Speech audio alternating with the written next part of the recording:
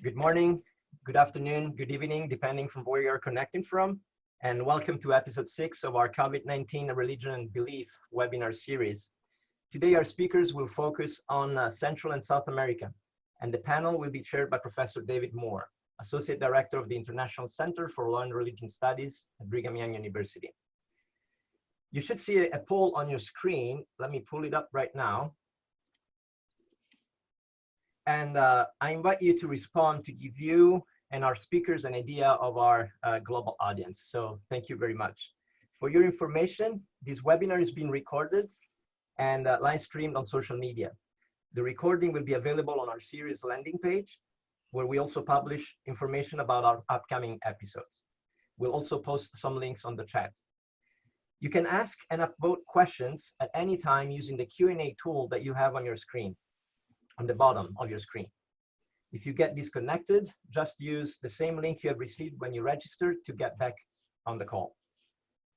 Finally, I would like to recognize the sponsoring institutions of this webinar series: the Cambridge Institute on Religion and International Studies, the Center for Religious Studies at Bruno Kessler Foundation, the Center for Justice and Society at Fundação Getúlio Vargas Law School of Rio de Janeiro, the International Center for Law and Religious Studies at Brigham Young University Law School, the European Union Office of the Church of Jesus Christ of Latter-day Saints, and the University of Siena.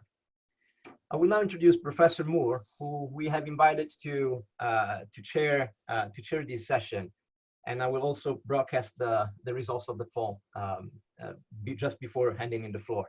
Professor David Moore is the Wayne M. and Connie C. Hancock Professor of Law and Associate Director of the International Center for Law and Religion Studies at Brigham Young University. He previously served as the Acting Deputy Administrator and General Counsel for the U.S. Agency for International Development, as Associate Dean for Research and Academic Affairs at BYU Law School, and as a law clerk to U.S. Supreme Court Justice Samuel A. Alito Jr., and also as a trial attorney at the U.S. Department of Justice. His expertise is a question, and we are very happy and proud to have him with us today to moderate this wonderful panel that we have today. He is currently the U.S. nominee to serve on the Human Rights Committee, and he and his wife are the proud parents of 7 wonderful children. So I will end the poll, and I will share the results with all of you, and I will hand the floor to David. David, the panel is yours. Thank you, Francesco. Welcome, everyone. It's so good to be with you on this panel, and especially with our distinguished panelists. We have an incredible group of experts joining to speak to us today and to answer questions. We would like to excuse Dr. Carmen Asian Pereira, who is in addition to being an academic, is a sitting senator in Uruguay. Her legislative calendar changed and she was unable to join us at the last minute. We'll start by hearing from Professor Ana Maria Celis, who is a professor of canon law at the Pontifical Catholic University of Chile. Let me turn the time over to you, Professor Celis. Thank you, David, and I would like to start thanking you and all the ones behind the scenes that make this meeting possible. Thinking of the Latin American region, you can tend to associate it with a region which is kind of homogeneous in religious terms, where there are not religious conflicts, persecutions, or terrorist threats linked with religion fundamentalism. Although for those of us who live here, we are aware that religion in public and private sphere is not the result of the exercise of the right of religion freedom, but mainly because it's respected, considering it a devotional matter. And in the last 10 years, through several administrative and judicial decisions, there has been ongoing restrictions to religious freedom. So this pandemic arrives just in this scenario. About the ways in which the states have responded to the pandemic and to what extent have these responses respected, threatened, or infringed on religious freedom, speaking mainly about my country in Chile, but also in an overview of the region, bearing in mind that the virus reached the region in March after Europe and after Asia, there was a period of preparation by both the government and the religious organizations. Nevertheless, most of the decisions were directed to social distancing and also to the avoidance of crowds. In terms of religious freedom, the interest of public authorities aims to restrict worship, supported by both the governments and also the vast majorities of religious entities or religious leaders.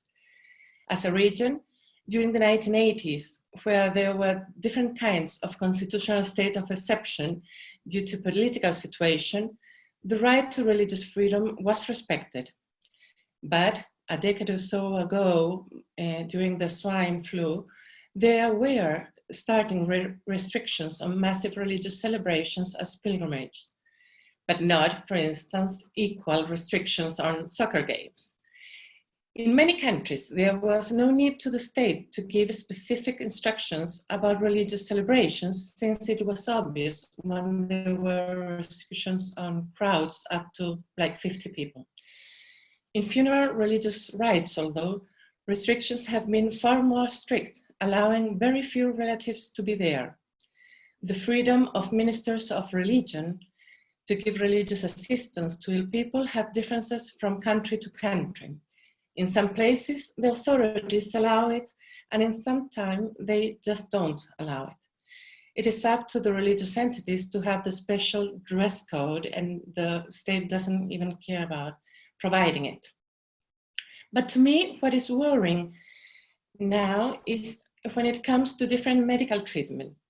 Bearing in mind the collapse of the health system, proper medical treatment unfortunately haven't been offered to people that have chronic disease or people who, because of their age, are in risk. The euphemism is the so-called proportional or compassionate measures that excluded breathing support with mechanical ventilation, and instead they have been sedated until their own death. It seems to be the case that decisions like these concerning the end of life is happening in a region where we don't have special legislation on the so-called living will, and neither have laws on euthanasia. This sort of normalization of governmental decisions can be even worse and can give rise even to bigger erode of religious freedom, and had taken place even without proper debate about the dignity of life. In this scenario, the relevance of the Declaration of Punta del Este on human dignity for all and everywhere has become even more crucial as we speak. About the extent in which religious organizations or individuals helped or hindered the response to the pandemic in general, it's possible to say, it's possible to witness that religious organizations have been extremely serious in terms of fulfillment instructions given by the state. I would say that they have gone beyond the call of duty, and sometimes it seems that the religious leaders had been quite keen on following blindly the decisions made by public authorities. So we have also witnessed significant dichotomies or tensions between ministers of religion and the faithful, and in many occasions haven't agreed to each other. This has certainly happened in many evangelical communities, but also among Catholics who would have also preferred to continue with religious ceremonies.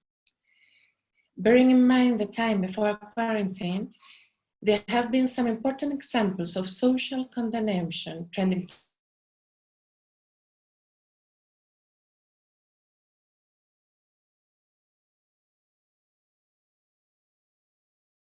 other marriages which took place before the civil register have been far more critical for religious marriages. Even in both situations, social distances have been respected. On the other hand, some situations have been utilized after the closing of some temples as consequences of administrative decisions, disregarding if they were not in compliance with them.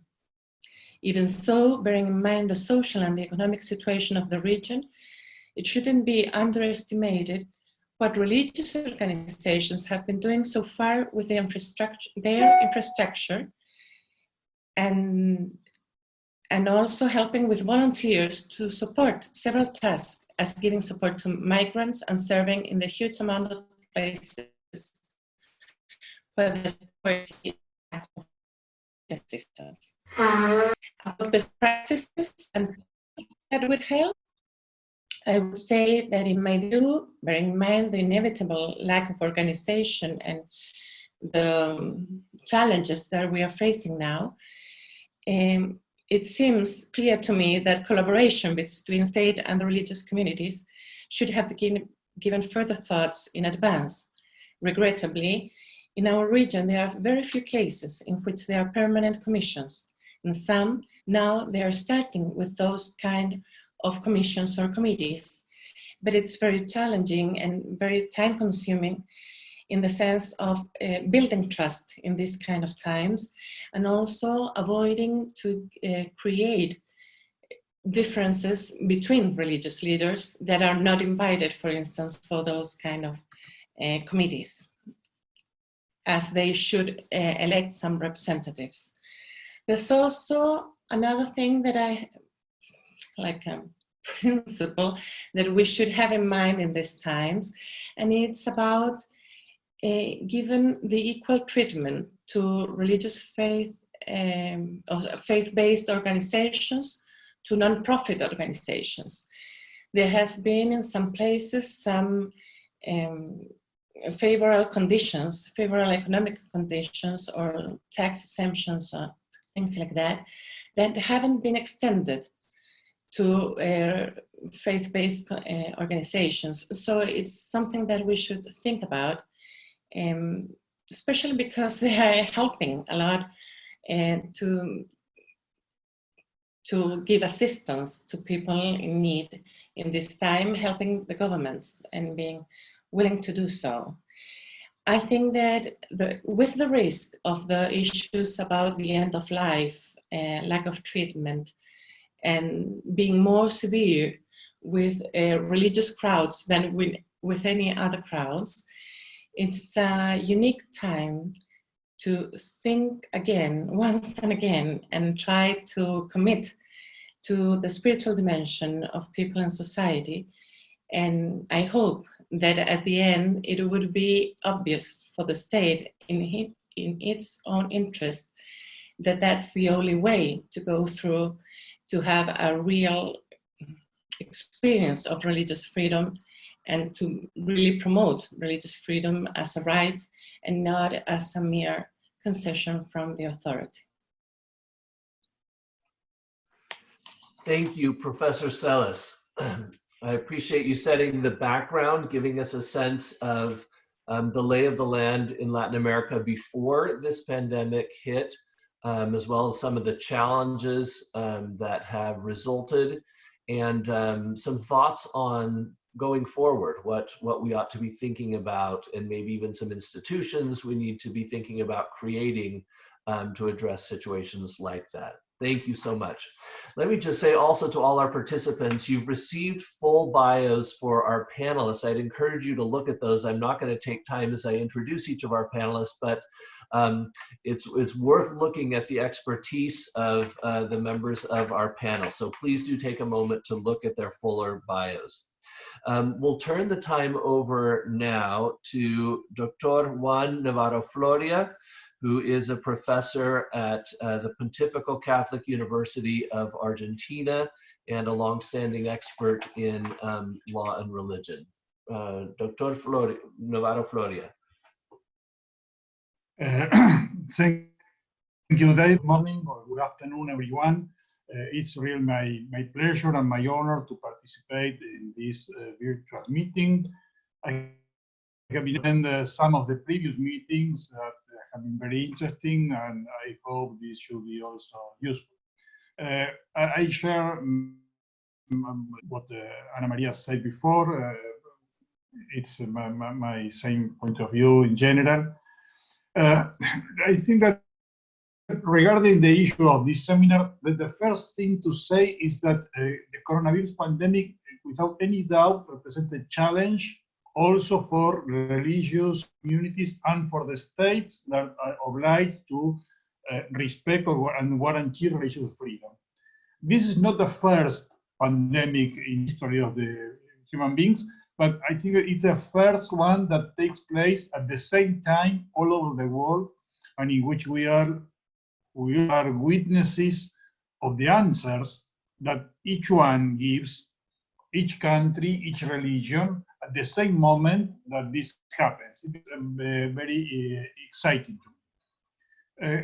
We all know that international human rights covenants do not admit the restrictions on religious freedom in the forum internum, but they do admit restrictions in exceptional cases to the external manifestation of that religious freedom. These restrictions have very precise conditions. They must be established by law for a certain time and only to the extent strictly necessary in relation to the purpose that seek. One of the reasons that make limitations on right acceptable is public health care. Here, two questions are open, I think. One about the form and other the substance. In relation to the form, the limitations of rights must be set by law. In Argentina, at least, the response has been inadequate in this sense, because the measures which are very severe to limit rights have been taken by President Biden. Only just yesterday, 60 days late, the process for the ratification by the Congress has begun. But we can find prohibitions established by other minor authorities, such as provincial governors or mayors, who have come to ban religious in general. This is regarding the form of the acts, unconstitutional and illegal.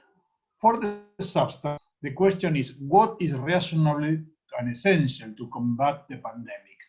Is it necessary to totally ban religious activities, or is it enough simply to limit the number of people who gather?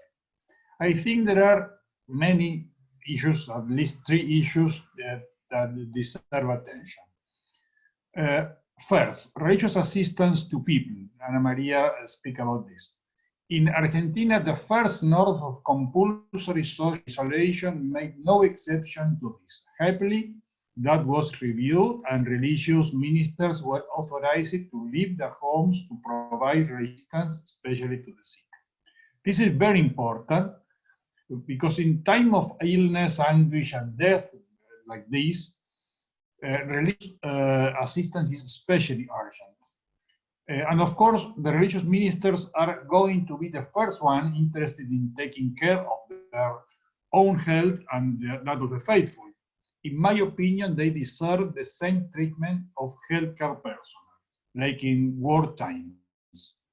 The second issue is that of regular community celebrations involving the gathering of faithful. At this point, we have seen, at least in Argentina, and I think in the rest of Latin America, it's that religious authorities have been even stricter than the governments. I believe that the prohibition of religious meetings ordered by the government in my country is excessive, and that is damage the religious freedom because of their absolute terms. But so far, he has not created major problems because the religious authorities themselves, both the Catholic Church and other religious communities, have decided for themselves to suspend acts of worship such as masses or so on. But this is making a problem within the churches and religious communities because there are faithful who do not agree and would like to do a certain normality, especially in this situation continues over time. We have been without religious celebrations for 2 months. I think many people think that is too much.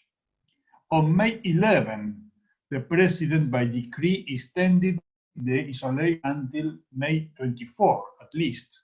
This decree expressly prohibits religious public and private events that involve the concurrence of people, in absolute terms. I believe that this prohibition is unconstitutional, and violates religious freedom because it leaves no room for celebrations with a few people and taking adequate sanitary measures. Any celebration implies gathering of people, because if not, it's a celebration. So it seems that everything is prohibited, and that is an excess, in my opinion, of course. The third issue that is of certain religious acts, Ana Maria spoke about this also, that have been also suspended. For example, weddings or baptism, this has been maintained forever. A particular case is that of funerals. Families have difficulties viewing or dismissing their dead, whether because of the death, the coronavirus, or any other one. The Inter-American Commission of Human Rights appealed to respect the right of people to bury their dead in accordance with the funeral rituals. In Argentina, the Ministry of Health has issued regulations that are ambiguous because they speak of respecting religious rights, but they also seem to prohibit the washing of the corpus, those killed by coronavirus, which create a problem, at least to Jews and Muslims and other people. Another interest in Argentina, which has nothing to do with the death, has been the ritual baths required by the Jewish religion. After some discussion, the Orthodox Jews got the government to authorize ritual baths, the synagogues, with special care. This happened after the police raided a synagogue and arrested the people who had gone there to the mikveh, in much of the mandatory isolation, but this was allowed for the future. This is regarding the state, but the other look we must take is the behavior of religious communities. In that sense, at least in Argentina, I think that in general in Latin America, what the G20 Interfaith Forum pointed out in a statement of April 25 is fulfilled. I strongly recommend reading this statement. I think that the organizers can share it with all the attendants today, because I think it's very interesting. In this statement, we can read that religious communities are part of the solution on the pandemic and not part of the problem. And this is for several reasons. The first place, in general, and this is clearly happening in Argentina, the religious have had an important role insisting they're faithful to on the need to comply with sanitary norms, to remain at home, to obey the norms of the government. The religious leaders were a strong ally of the government. Secondly, communities have played a key role in caring for the most vulnerable people. In Argentina, even before the pandemic, there were more than 30% of the population in poverty, especially children. That situation was greatly aggravated these days. Churches and religious communities are on the front line to assist vulnerable people using their own networks and their volunteers. In Argentina, this has a characteristic that is very specific to us, the interreligious work.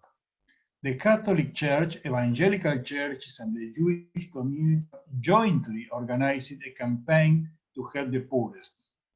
In addition, many churches and religious congregations have made their facilities available to the state to host people and so on.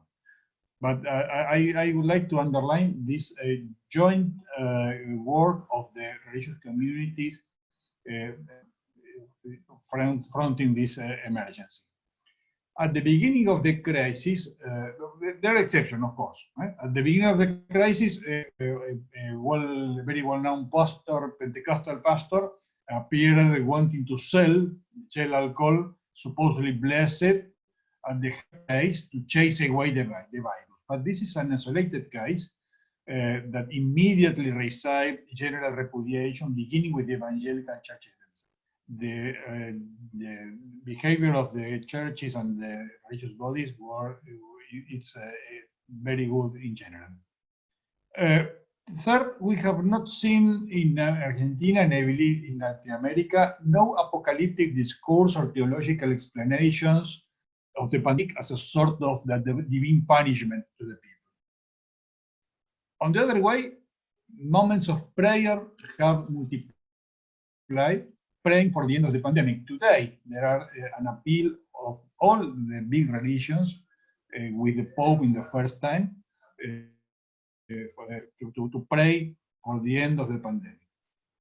Many people have been impressed here by the example of Pope Francis and some of the acts that he performed in the Vatican, which were broadcast live and followed by many people. Incidentally, I need to say, the pandemic has accelerated technological change in churches. Currently, many parishes broadcast the Mass by streaming and are followed by more people than one who habitually attends Mass in person. We need to see in the future if this change remains. Finally, and regarding the best practices for states and religious communities in exception situation, I believe that the crucial recommendation is that the decisions be the result of dialogue. States avoid imposing prohibitions on religious communities and should know that they have powerful allies in managing the crisis in these communities. Dialogue also allows public officials to understand the needs of religious communities and their faithful. The religious dimension of people's lives is also part of their health, understood in an integral sense. In the same way that religious communities understand the demands of public health and actively collaborate to take care of it, public authorities must understand that religious freedom is not optional and that this must also be guaranteed in an emergency like this one. This is my comments, and of course, I hope to answer the questions of the audience. Thank you very much. Thank you, Dr. Navarro Floria. That was very helpful, I think, to introduce and emphasize the international human rights perspective, because the actions states are taking obviously don't take place merely within the framework of domestic law, but they're international law guidelines, provisions, requirements, guiding what states can do and how they can impact human rights. So thank you for helping us focus on that and sharing some concrete examples of what's been happening and ideas for best practices. I'd invite our participants as we're turning to our final panelist. If you have questions in mind, please submit those using the question and answer feature, as we'll have time to hear from our panelists on your questions as well. Our final panelist is Dr. Rodrigo Victorino Sousa Alves, who is also a law professor at the Federal University of Uberlândia in Brazil. We'll turn the time over to you.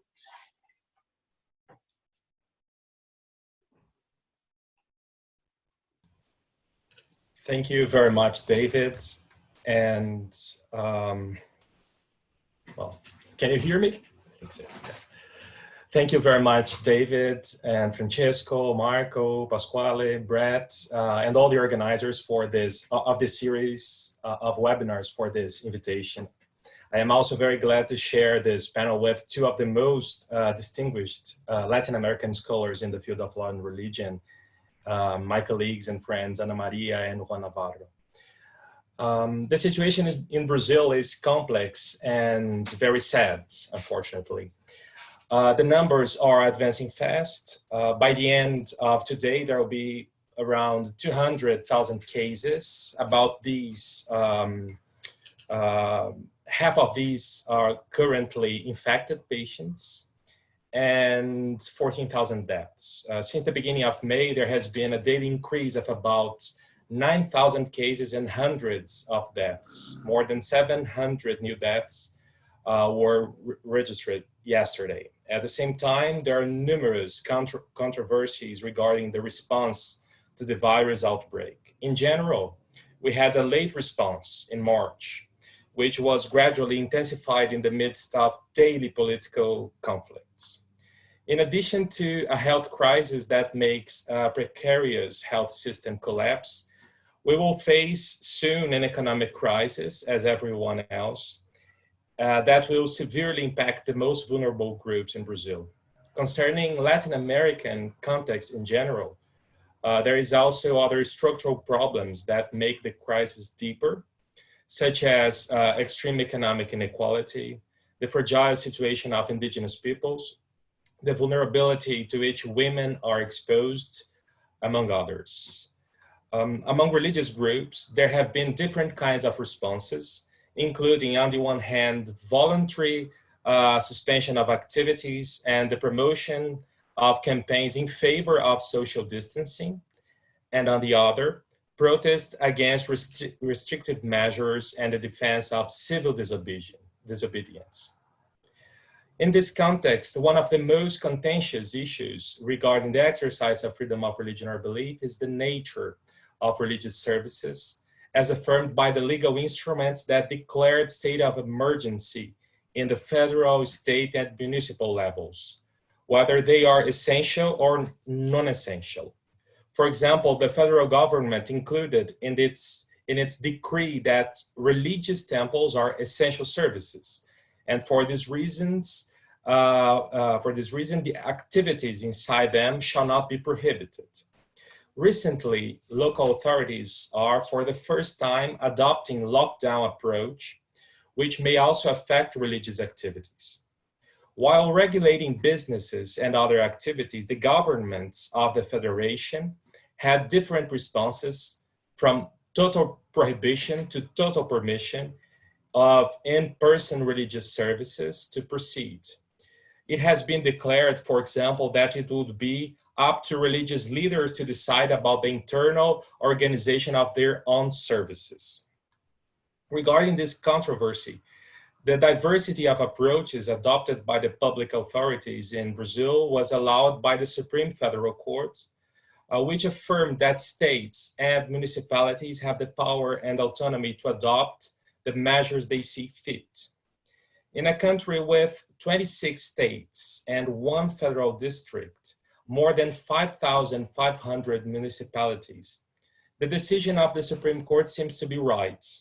Our smallest city has a population of almost 800 people, while São Paulo has a population of 12 million people and 21 million people in the metropolitan area. The largest municipality in Brazil is Altamira, in the state of Pará, which area of this municipality is larger than several European countries, such as Switzerland, Ireland, and Portugal. Local authorities should have the power to evaluate and adopt the necessary measures to contain the outbreak, observing the constitutional norms, as well as guidance from science and health authorities. A question that might be asked is if it is legitimate to restrict freedom of religion or belief.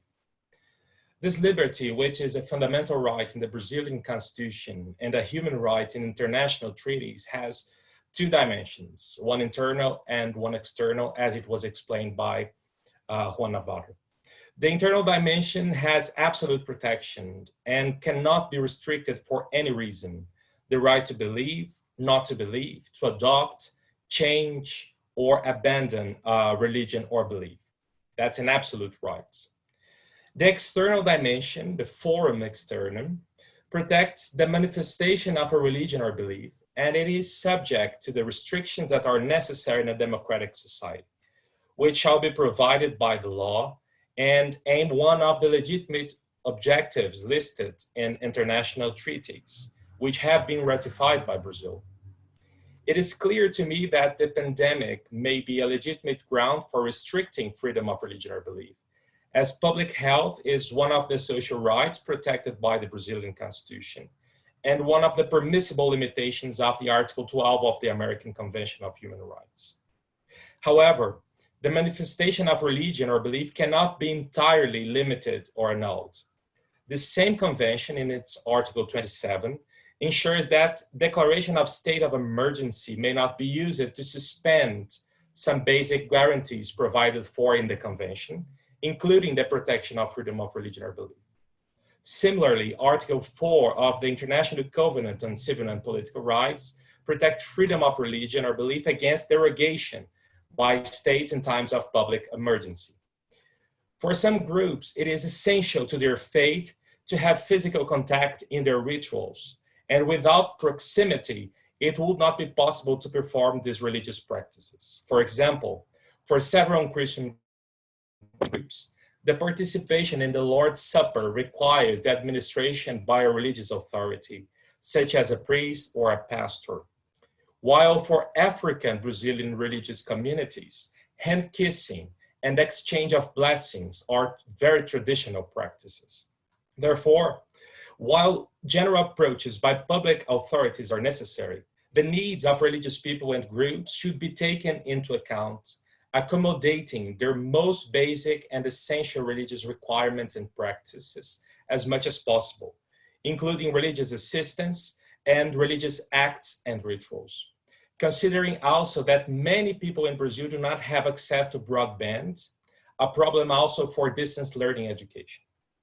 At the same time, religious communities should voluntarily make all efforts to find alternative ways to perform their religious activities in compliance with sanitary norms, recalling here the twin tolerations approach of Professor Alfred Stepan, which was, thank you very much. Thank you so much. It's interesting to hear from you differences in how states are approaching the issue. As you mentioned, the federal government of Brazil treating church services as essential services, but then even variety and diversity within the same country as state and local governments respond to the pandemic. So thank you for those insights. Again, if you have a question for one of our panelists, please feel free to submit it using the question and answer feature. As those questions come in, I'd like to give our panelists first an opportunity to respond to each other. So as you've heard about the situation in Chile and Argentina and Brazil, are there thoughts that come to your mind about, or as a result of this comparative perspective that you'd like to share? I can see your picture, so why don't you raise your hand and I'll know who to turn to. Or actually, I suppose you could just unmute and intervene.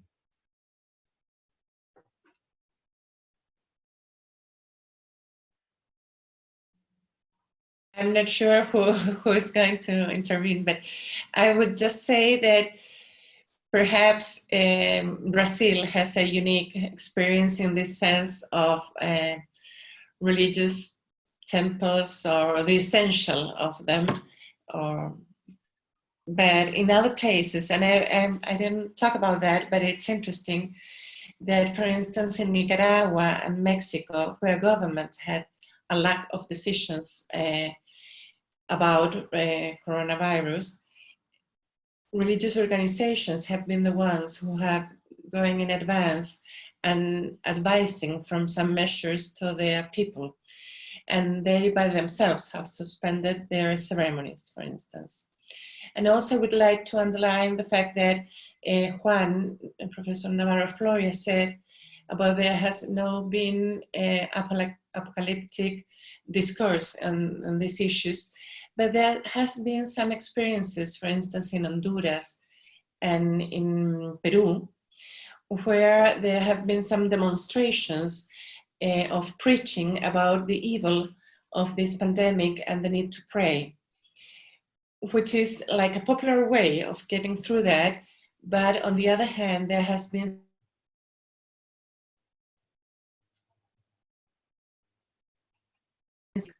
in this kind of issues, those are the evil measures. So there has not been an articulate discourse, but it has been underlying in some places some of these issues. Also, the things that, for instance, in Chile happened was that they, by administrative decision, they closed a temple, not just one temple, the cathedral of one of the dioceses, but also all other temples of that denomination, Catholic denomination, because they thought that they were against the measures of crowding meetings. And it was not true. I mean, there was photographs about that, but it was amazing that there was no comprehension by the administrative authority about the no need of doing so. And I agree with Juan in the sense that sometimes it seems that it has been going beyond the need of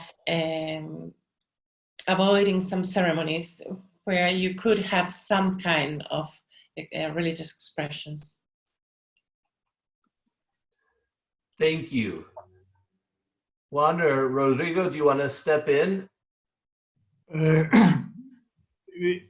I have a couple of questions here I would like to answer. I have a question about if religious authorities issued official documents. I think, at least in Argentina, there are no official documents, only small communications for the people, but not anything with very, very. I don't know if the Catholic Bishops' Conference of Latin America, the CELAM, produced any statements. If so, I don't know it, but I think that no. And the other question is if there are collective statements. As I said before, the Catholic Church, Caritas, the evangelical churches, the Alliance of Evangelical Churches, and the Jewish community jointly organized a big campaign to provide aid to the poorest. And yes, they made jointly appeal to the people to collaborate with this campaign. But it's not a document regarding the pandemic itself, but the situation of the poorest. And I have another question here. If there are, is there a limit for freedom of religion and belief and the right of association in front of public health? Yes, Rodrigo explained very well.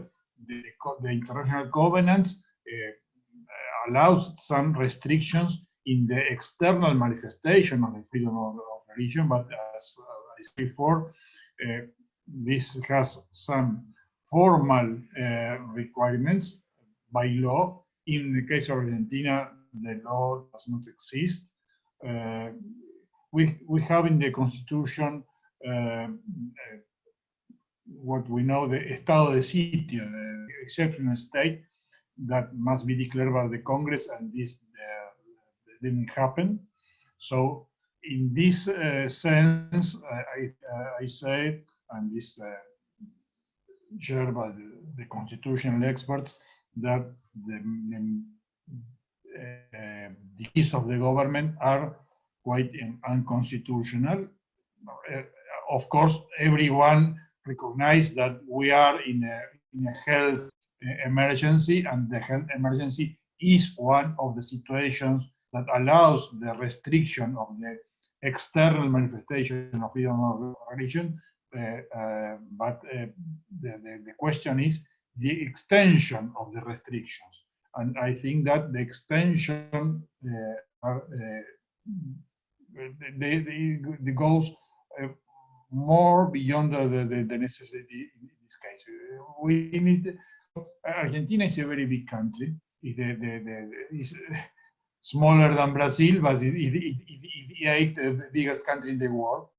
And we have very extensive regions with no cases of coronavirus.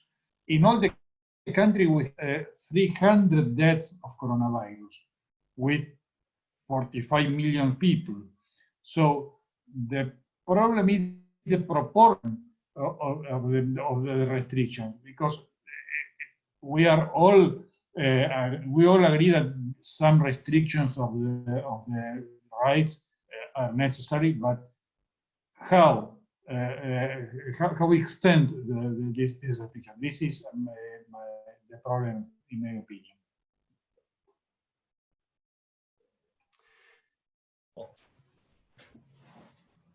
Thank you. Let me, Rodrigo, before you step in, let me throw out a few more questions. We're getting a lot of questions from our participants, and you can address what we've been addressing before, or address one of these questions. So two sort of themes that we're seeing in our questions is, one, recommendations about how religious services might be able to continue and still prevent the spread of the pandemic. And in particular, we have a question about Islam, and in some places it appears that arguments have been made against Islamic religious gatherings because Islam is meant to be a personal religion.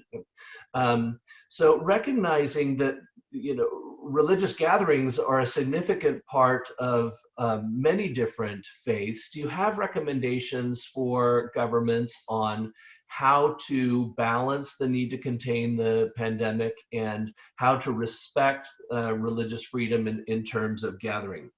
The other question relates to dialogue. A number of our panelists have mentioned dialogue as an important way to respond. Dialogue between the state and religions, dialogue among religions.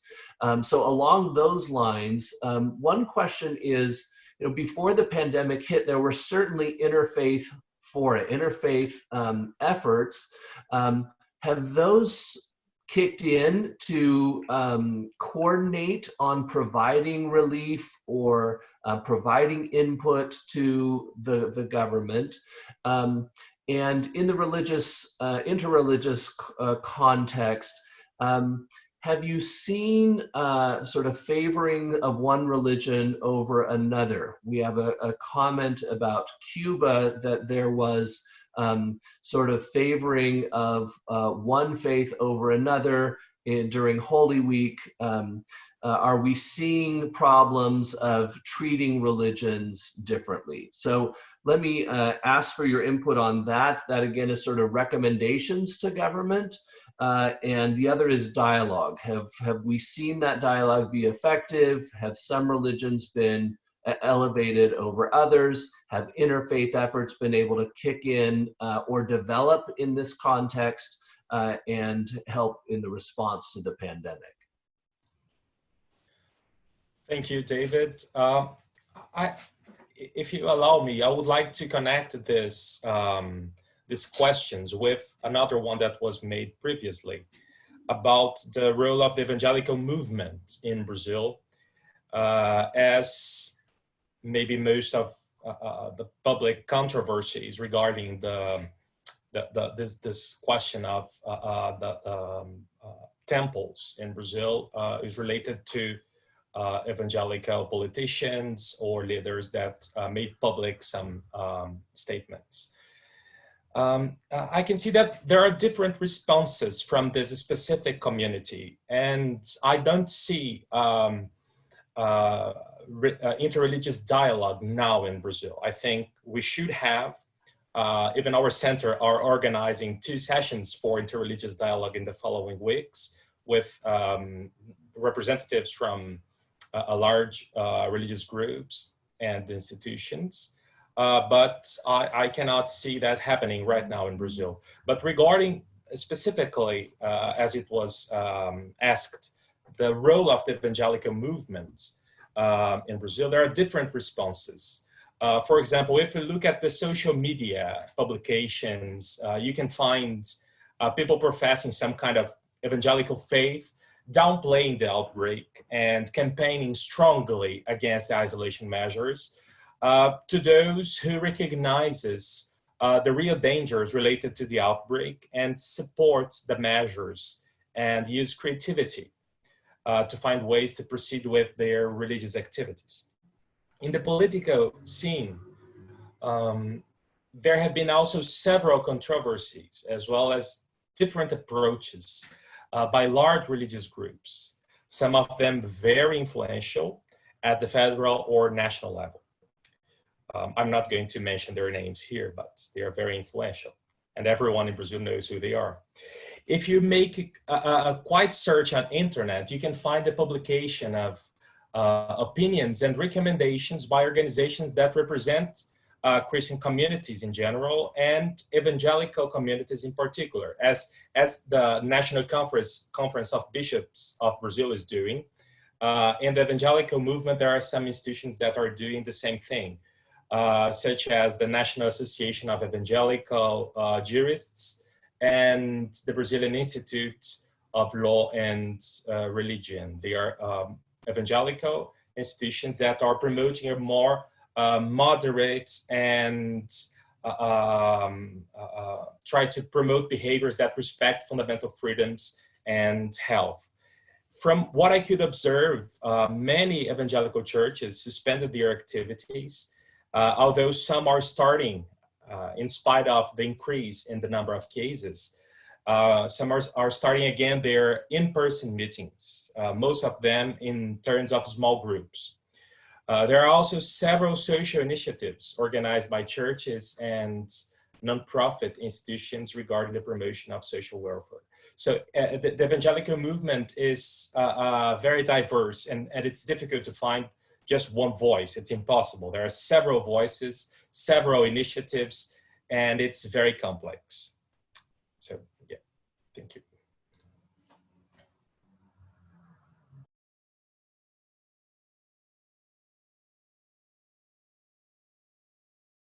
I'm sorry, I was on mute. Anna Maria Arwan, do you want to weigh in on any of those topics? Yes, I was thinking about what Marco asked before, in the sense of the Catholic Bishop of Latin America, what have they done during this period? And they have called for a journey of prayer in March, and today it's also a journey of prayer for different religions or believers. And they have offered like a reflection about this time, but also calling to be, to agree with the sense that there are not going to be sacraments or Eucharist in these times.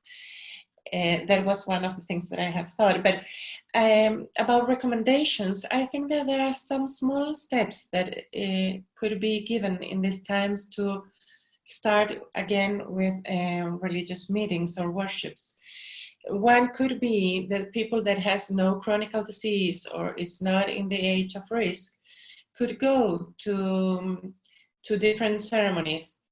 It's complex because what Rodrigo said among evangelicals, that they have temples that many times are in houses and are very tiny. So it's going to be difficult. Perhaps in some places it's okay to do it in an open place, avoiding crowding. In our country, there have been some experiences where people go with their car and take communion from the car, for instance, which I don't know if it's the best practice, but it's some ways that people have looking for to start again with religious rites. I would care more about funeral rites and assistance for ill people. I think that that's a very concerning issue, and we should try to find or give more attention to that. And about a dialogue among religions, I would say that in some countries, at least in our country also, there has been some interest on having a common prayer day but it's on the devotional area. Then in the social area, so it's not proper a religious dialogue, but it's doing together some issues. And in social areas, I think that there's not a common thing as in Argentina, how Juan told us, but there has been, I mean, everyone has trying to put the, or trying to give availability to their places or volunteers to help in these grounds.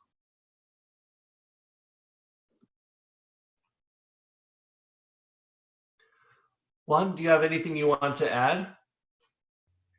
No, I I agree. I was answering the questions in the chat directly to the people. Oh, thank you. But, Great. I think that we are at the same page, with Ana Maria and Rodrigo. Fantastic, thank you. Let me, we have very little time left, so maybe just a 1-minute response. We've heard some suggestions for going forward. Rodrigo mentioned the situation that we're going to confront after the pandemic is solved, for example, the economic impact of this. So I'm wondering if you have any thoughts on the role of freedom of religion or belief and religious organizations going forward, right? What is going to be the role of this freedom? What's the role of these organizations as we emerge from the pandemic and look at the aftermath of what we've experienced? Any thoughts for the future? One thing is the religious corps themselves, they will some problems. I work. I'm a lawyer, and I work with Catholic and also Catholic, but mainly Catholic schools, and the schools are with strong problems, financial problems now, because all the economic paralysis that we are living is affecting the schools and the churches and the religious congregations. But this is inside the religious bodies.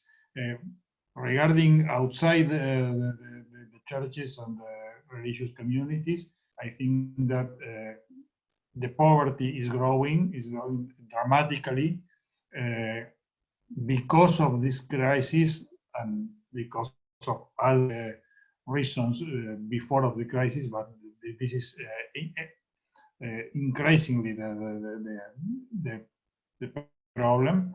And of course, the churches and the religious communities are, as I said, in the front line of the attempts of the poorest and the most vulnerable people. I don't know if this is your answer, but this is what is happening here. Thank you, Juan. Ana Maria, Rodrigo, comments on that? And sort of thoughts for the future here? I'm sorry, about for the future, I would say that economic issues are going to be very strong in our countries. We are already poor, so going behind that, it's going to be very difficult.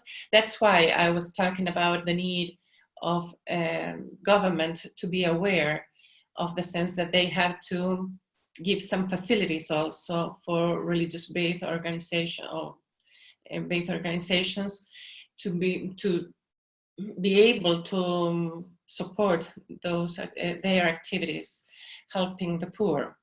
And migrants is another issue very strong in our country, especially because the borders were closed, and that's handled by religious organizations. That's not handling by the state. So given the scenario in Latin America that always have been, in the sense that religious organizations help the state in social issues, this time I think that the state should consider the fact that they have to give some economic assistance to religious organizations. Thank you, Ana Maria. Rodrigo, final thoughts? Well, I would like just to agree with Juan and Ana Maria and add that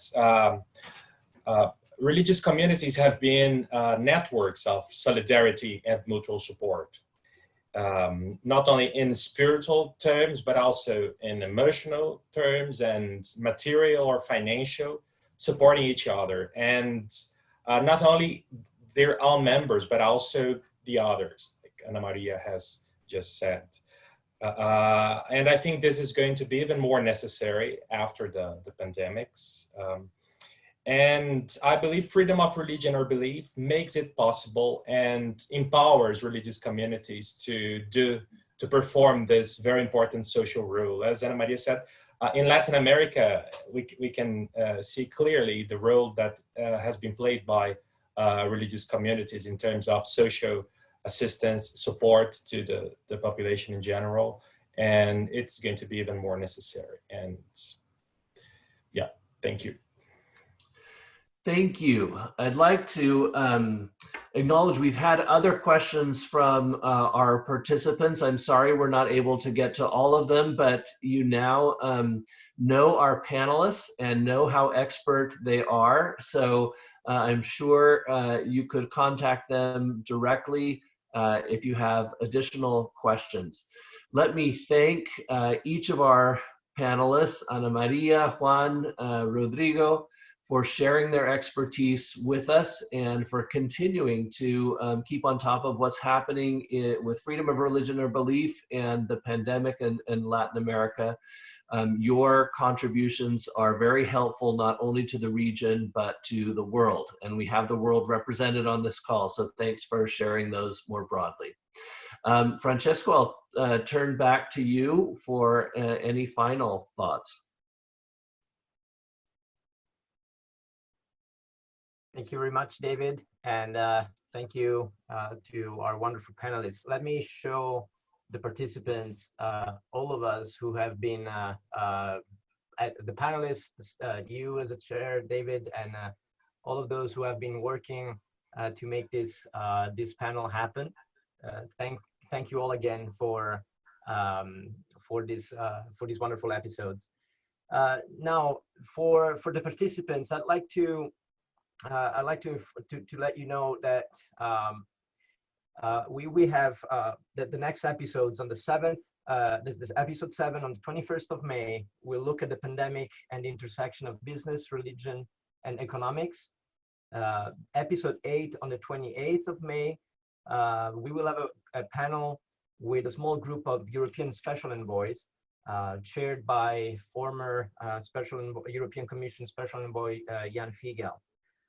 Registrations for these two panels will open soon. And again, we thank you for joining us, and we look forward to welcoming you next Thursday. And we wish you a wonderful week. Thank you.